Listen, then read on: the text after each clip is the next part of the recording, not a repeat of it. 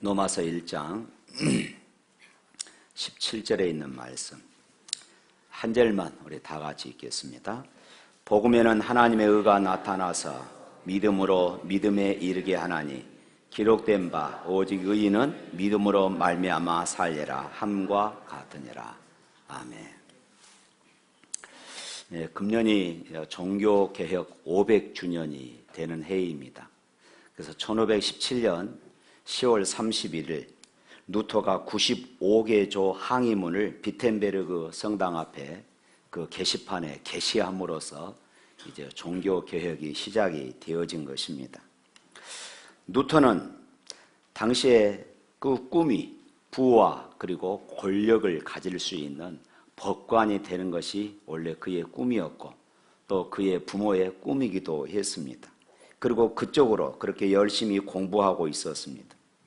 그러던 1505년 7월 2일에 천둥 번개가 치는 어느 날 비를 피하려고 나무 밑에 들어갔다가 옆에 있던 친구에게 벼락이 내려져서 그 자리에서 죽고 말았어요.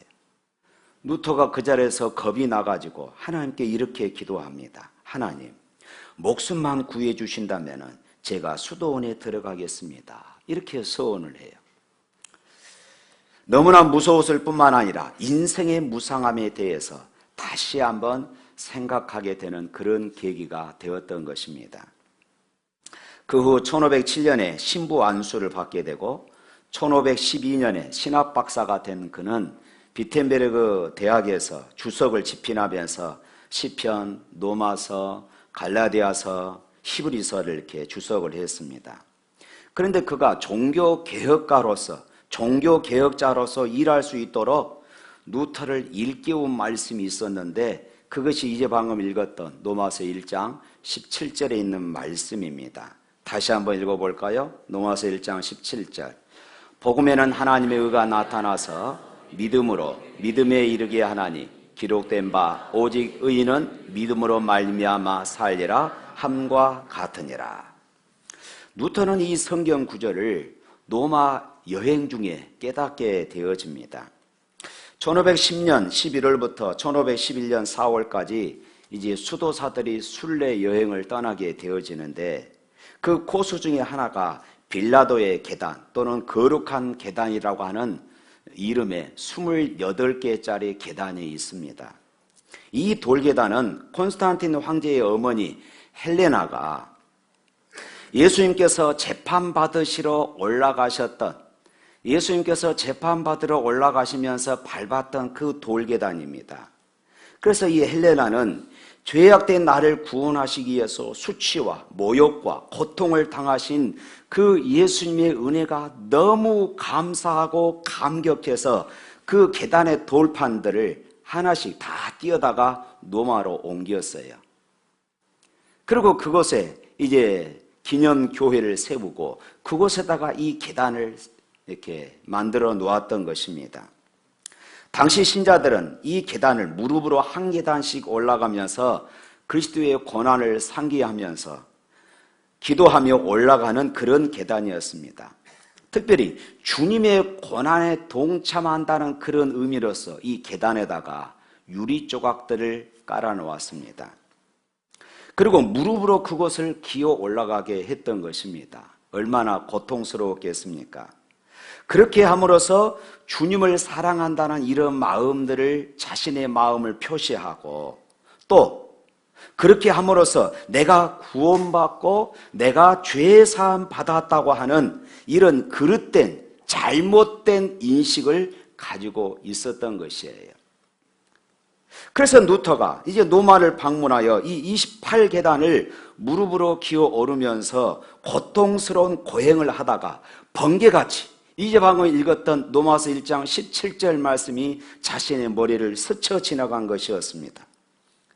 야, 의롭게 되는 것은 믿음으로 되는 것이지 이렇게 고행으로 되는 것이 아니다. 자기 노력으로 의인되는 것은 절대로 아니라고 하는 것을 깨닫고 계단을 오르다가 그 자리에서 벌떡 일어나서 내려오고 말았습니다. 그러면서 루터가 외쳤던 종교개혁 구호가 여러 가지 있는데 그 많은 것들 중에서 세 가지로 압축해 보면 이렇습니다. 오직 성경으로, 오직 믿음으로, 오직 은혜로. 따라서 합시다. 오직 성경으로, 오직 믿음으로, 오직 은혜로. 할렐루야. 먼저 오직 성경입니다. 중세시대 로마 카톨릭에서는 이 교황의 말을 성경 말씀과 동일하게 생각을 했어요. 더 나아가서 교황의 말이 성경보다 더 위에 있는, 성경의 권위보다도 교황의 권위가 더 높았던 것입니다. 그래서 교황은 성경을 해석할 때 모든 권한을 교황이 가지고 있었습니다.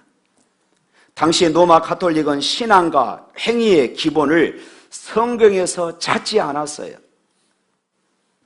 루터는 이것을 가슴 아프게 깨닫고 오직 성경을 외쳤던 것입니다. 오직 성경. 이 말은 성경은 성령에 완전 영감된 것으로 정확무호한 하나님의 말씀일 뿐만 아니라 또한 오직 성경만이 우리 성도들의 신앙과 행위의 기본이 된다는 그런 내용이었습니다. 성경이 무엇입니까? 성경이 그 해답을 주고 있어요. 디모데후서 3장 16절 말씀 우리 다 같이 한번 읽어볼까요? 모든 성경은 하나님의 감동으로 된 것으로 교훈과 책망과 바르게 함과 의로 교육하기에 유익하니. 그런데 당시의 성경은 만인이 있는 오늘날처럼 모든 성도들이 읽는 그런 성경이 아니었습니다. 라틴어로만 되어 평신도는 읽을 수 없었고 오직 신부들만 읽을 수 있는 이런 고난이 주어졌습니다. 그리고 교황의 말이면은 1점 1핵도 틀림이 없는 바로 그 하나님의 말씀으로 믿게 했어요.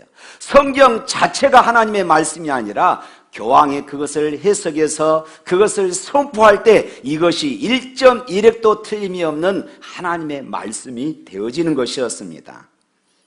따라서 천주교 신자들은 저마다 교황의 옷자락에 입맞추는 것을 소원했던 것입니다. 어떤 분이 성경을 선물로 받았어요. 열심히 성경을 읽다가 깨닫는 바가 있어서 신앙생활을 오래 한 자기 아내에게 이렇게 말했습니다. 여보, 성경이 사실이라면 우리 모두는 죄인이구만. 이렇게 물었어요. 그랬더니 그 아내가 그래, 맞다고 했습니다.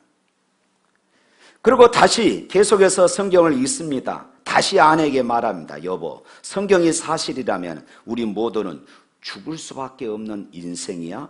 아내는 또 맞다고 대답합니다. 그러나 성경을 읽은 사람들 중에 여기서 멈춰버리면 안 됩니다. 그 사람은 계속해서 성경을 읽더니 더 크고 새로운 진리를 발견했습니다. 여보, 성경이 사실이라면 우리 모두는 살 길이 있군. 얼마나 아름다운 이야기입니까? 그렇습니다. 성경은 이 사람이 발견한 대로 사실입니다. 예수님께서 십자가에서 못 박혀 죽으시고 우리에게 살 길을 주시기 위하여 무덤 가운데서 다시 부활하셨습니다. 그분이 친히 말씀하십니다. 나는 부활이요 생명이니 나를 믿는 자는 죽어도 살겠고 살아서 나를 믿는 자는 영원히 죽지 아니하리라. 할렐루야. 예수님께서 우리에게 살 길을 주신 것입니다. 바로 이것이 성경입니다. 다음으로 종교개혁가들이 외쳤던 두 번째 주제가 오직 믿음입니다. 로마서 1장 17절 다시 한번 읽어봅니다. 복음에는 하나님의 의가 나타나서 믿음으로 믿음에 이르게 하나니 기록된 바 오직 의인은 믿음으로 말미암아 살리라 함과 같으니라. 원래 이 구절은 구약성경 하박국 2장 4절에 나오는 그런 말씀입니다.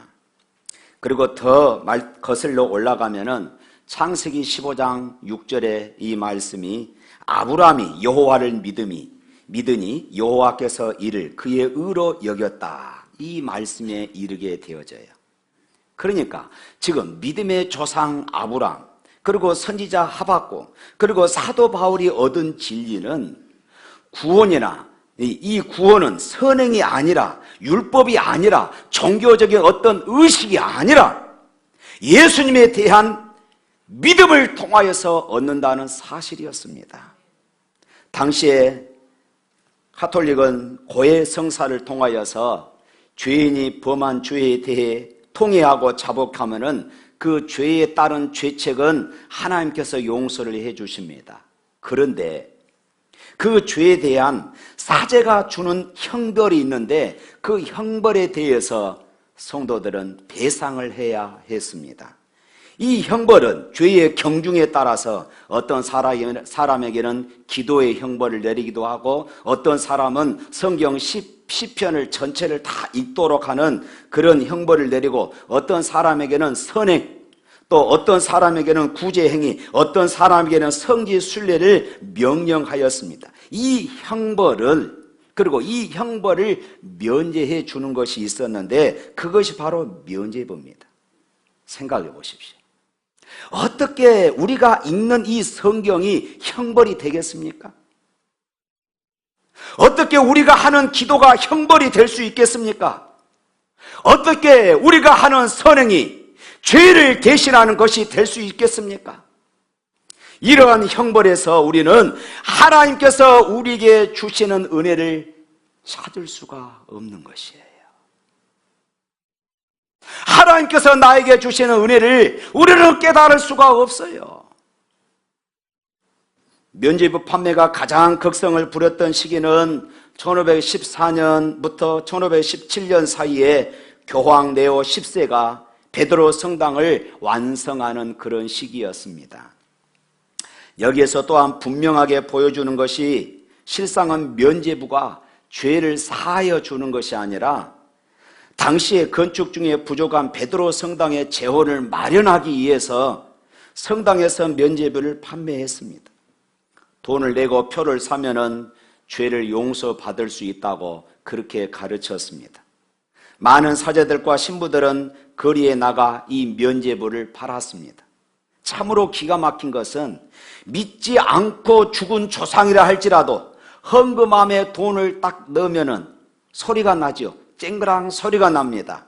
바로 돈이 떨어지는 그 소리와 함께 이미 믿지 않고 죽어서 지옥에 있는 사람이 천국으로 올라간다는 것입니다. 이 얼마나 기가 막힌 이야기입니까? 우리가 분명히 알아야 할 것이 있습니다. 우리의 신앙이 인간의 욕망을 채우는 수단이 될 때 타락이 된다는 것을 말입니다. 지금도 많은 사람이 이 바티칸에 있는 베드로 성당을 관광하며 그 장대함에 모두가 다 입을 벌립니다. 그런데 정말 하나님께서 그 웅장한 성당 안에 계시겠습니까? 그 웅장함은 하나님을 위한 것이 아니라 당시 교황의 위대함을 자랑하기 위한 건물일 뿐입니다. 바티칸의 성 베드로 성당을 우리는 관광할 수 있지만은 살아계신 하나님을 예배할 수 없는 곳이 되어버렸습니다. 그래서 루터는 이 말씀에 근거하여서 외쳤던 것입니다. 오직 믿음. 믿음의 출처가 어디입니까? 사람이 아니고 하나님입니다.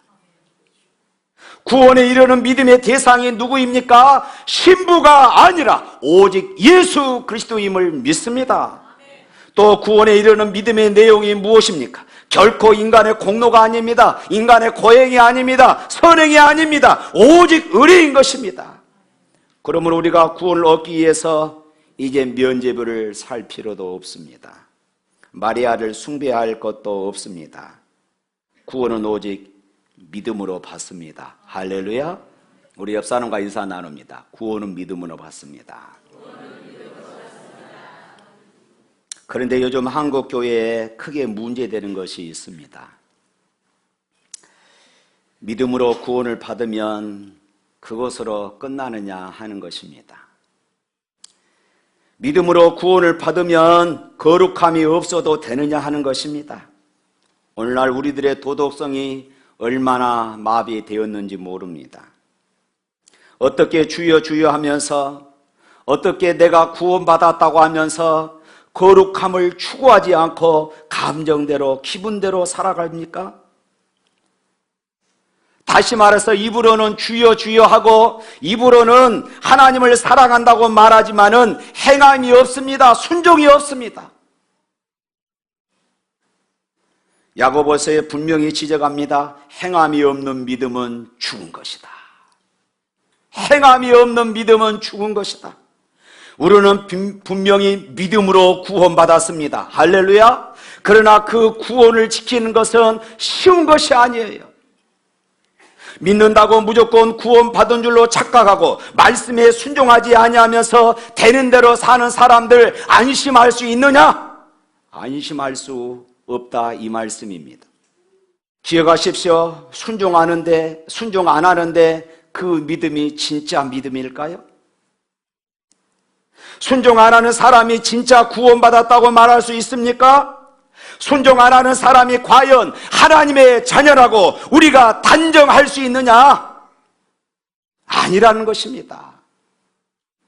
믿음과 행함은 우리가 믿음으로 구원받았지만 믿음과 행함은 떼어놓을 수 없는 것입니다. 믿음이 씨앗이라면 행함은 열매인 것입니다. 하나님을 사랑한다 하면서 행함 없는 믿음은 죽은 것입니다. 우리가 하나님의 말씀에 복종하고 주님의 명령에 순종하는 삶이 얼마나 중요할까요? 믿음만큼 중요합니다. 예수 그리스도께서 죽기까지 복종하셨으니 너희도 복종하라 하는 것입니다. 하나님께서 죄인에게 안겨주신 영생의 복이 얼마나 중요합니까? 이거 놓치지 않기 위해서 일생 동안 부들부들 떨면서 하나님의 말씀에 복종하여 결국에는 하나님의 나라에 들어가도록 노력하라는 그런 뜻입니다. 그런데요, 여러분, 이것은 인간의 의지만으로는 불가능합니다. 인간의 의지로 선을 행하고 의를 행해서는 불가능하다, 그 말씀입니다. 사랑하는 성도 여러분, 주님이 여러분 안에 계심을 믿으시기를 바랍니다.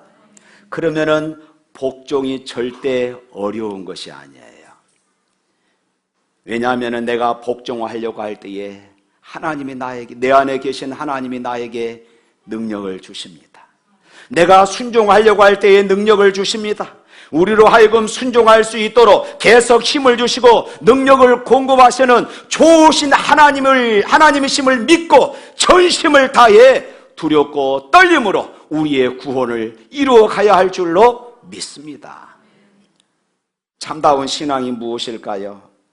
우리의 삶에서 주시는 하나님의 은혜를 받고 그 은혜에 대하여 응답하며 사는 삶입니다. 할렐루야. 세 번째로 오직 은혜입니다. 은혜라는 말은 이 기독교에서 자주 사용되어지는 그런 말입니다. 헬라어로 카리스인데 여러분의 노력 없이 누군가가 주는 선물을 의미합니다. 기독교에서 구원은 나의 공로와 관계없이 예수 믿을 때에 하나님께서 우리에게 거저 주시는 은혜의 선물입니다. 그렇기 때문에 구원에 관한 한 사람은 하나님 앞에서 자랑할 것이 없어요. 왜냐하면 하나님이 우리에게 선물로 주셨기 때문입니다. 여러분의 공로가 아니라 주님의 공로로, 십자가의 공로로 우리에게 주어주신 것입니다. 예수님을 오랫동안 믿다 보면은 스스로 은혜의 사람이 되어져요. 다른 말로 하면은 겸손의 사람이 되어집니다. 왜 그럴까요? 하나님의 은혜를 더 깊이 깨달아 가기 때문입니다. 그래서 사도 바울이 고백했던 것처럼 나의 나된 것은 하나님의 은혜로라. 나의 나된 것은 하나님의 은혜로라. 이것을 깨닫게 되면은 겸손하지 않을 수가 없습니다. 하나님 앞에 겸손하고 사람들 앞에 겸손해집니다. 여러분 속에 하나님의 은혜가 얼마나 솟아오릅니까? 가뭄에 메말라 붙은 시내처럼 은혜가 메말라 있지는 않습니까? 그래서 자기도 모르게 말과 행동에 가시가 있어서 자신과 다른 사람들을 찌르고 있지는 않습니까? 여러분의 은혜에 샘이 메말라 있다면 생수의 근원 되시는 주님께 더 더 가까이 나가시기를 바랍니다. 그분 곁에 가까이 가면 갈수록 여러분의 말라있던 은혜의 샘에 다시 생수의 강이 흘러나오기 때문입니다. 어떤 마을에 크고 아름다운 나무가 한 그루 서 있었습니다. 그런데 그 나무는 가뭄이 와서 다른 나무들은 다 말라가더라도 이 나무만큼은 늘 싱싱한 것이었어요. 그래서 사람들이 이상하게 생각해서 그 뿌리를 파헤쳐 보니까 놀랍게도 그 뿌리가 근처에 있는 큰 호수까지 뻗어 있더라는 것이었습니다. 이처럼 여러분이 생수의 근원 되신 예수님께 뿌리를 내리고 있을 때에 여러분이 마음껏 마시고 또 다른 사람들도 와서 마음껏 마실 수 있는 은혜의 샘이 넘쳐나는 그런 삶을 살 수 있음을 믿습니다. 성도 각 개인뿐만 아니라 교회에도 은혜가 흘러 넘쳐나야 합니다. 은혜의 강물이 메마른 교회는 갈등과 분열과 냉담과 비난과 시기와 질투가 가득하게 되어질 것입니다. 이 모든 부정적인 기운을 물리치는 길은 교회 안에 오직 은혜의 생물이 흘러 넘쳐야 할 줄로 믿습니다. 교회는 용서받는 죄인들이 모이는 곳입니다. 그러므로 교회는 어떤 죄인이라도 환영을 받아야 합니다. 우리도 원래는 죄인이었지 않습니까? 오늘 이 자리에 상한 심령, 통회하는 마음을 가지고 나온 모든 이에게 주님의 은총이 함께하기를 주님의 이름으로 축원합니다. 사랑하는 성도 여러분, 주님은 상한 갈대도 꺾지 않으시고 꺼져가는 심지도 끄지 아니하시는 분이십니다. 여러분의 모든 답답한 마음을 주님께 내어놓을 수 있기를 바랍니다. 이 교회는 주님의 몸입니다. 여러분이 이 제단에 나와서 기도할 때에 주님께서 친히 여러분들을 만져주시고 여러분들의 상처를 어루만져 주실 것입니다. 그분이 친히 여러분들을 고쳐주실 것이에요. 주님 앞에 내어놓을 수 없는 것이 뭐가 있겠습니까? 그분이 여러분을 고쳐주십니다. 죄인된 내가 하나님의 자녀로 이 자리에 있게 된 것은 오직 십자가 하나님의 은혜인 것입니다. 나 같은 죄인 살리신 주 내 놀라워 잃었던 생명 찾았고 광명을 얻었네.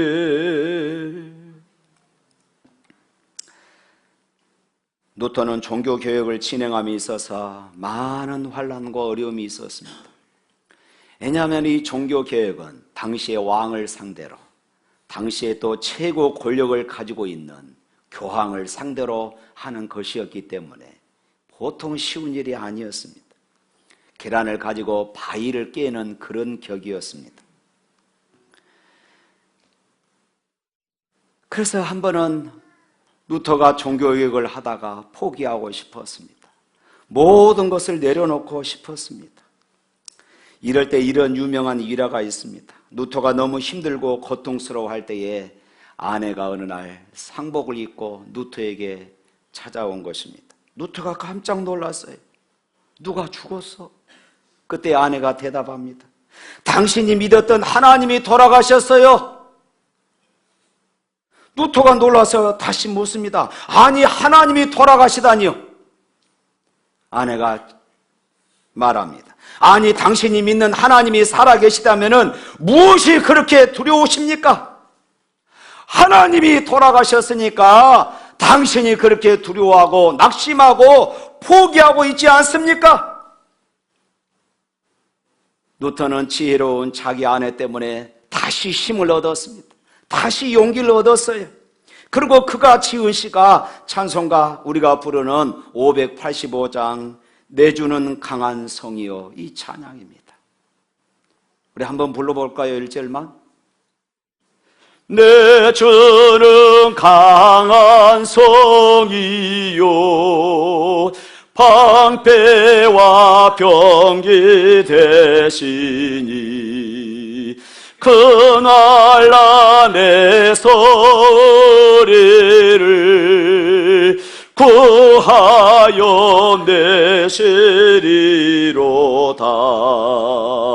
예돈수 마귀를 이때도 이물소 모략과 권세로 무게를 삼으니 천하에 누가 당하랴. 할렐루야. 진리 되시는 주님께서 지금 여러분과 함께 계심을 믿으시기를 바랍니다. 여러분의 삶 속에 강한 성이 되어주시고 방패와 병기가 되어주셔서 환난 속에서 구원해 주시고 반드시 승리하게 될 줄로 믿습니다. 그러므로 우리의 삶 속에 아무리 힘들고 어렵고 힘든 파도가 밀려온다 할지라도 여러분 결단코 두려워하거나 염려하거나 낙심하지 마시기를 바랍니다.